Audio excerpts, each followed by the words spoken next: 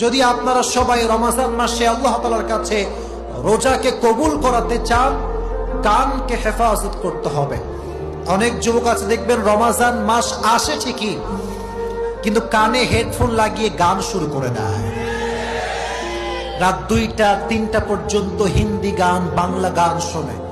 তুমি যেই কান দিয়ে হারাম গান শুনছো, মাথায় রেখো, রোজা রেখে যে ব্যক্তি হারাম গান শোনে তার রোজার কোনো মূল্য আল্লাহর কাছে নয়। অনেক মেয়েরাও আজকাল গান শোনে, বেশি বেশি তারা হিন্দি গান শোনে। অনেক মেয়ে এরকম আছে না নাই?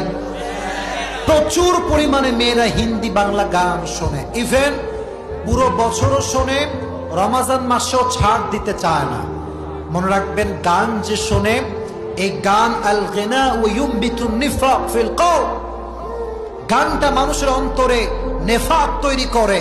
আর যে গান শোনে রমজান মাসে রোজা রেখে, তার কানের রোজাটা নষ্ট হয়ে যায়। ঠিক না বল? আল্লাহ রোজা অবস্থায় গান শোনার থেকে হেফাজত করু, সকলেই পড়ে আমিন। যেমন গান শোনা যাবে না, exactly to the same way এই কান দিয়ে কারো নামে গীবতও শোনা যাবে না। গীবত যেমন করবো না, গীবত তেমন আমরা শুনতেও রাজি না। ঠিক না বল?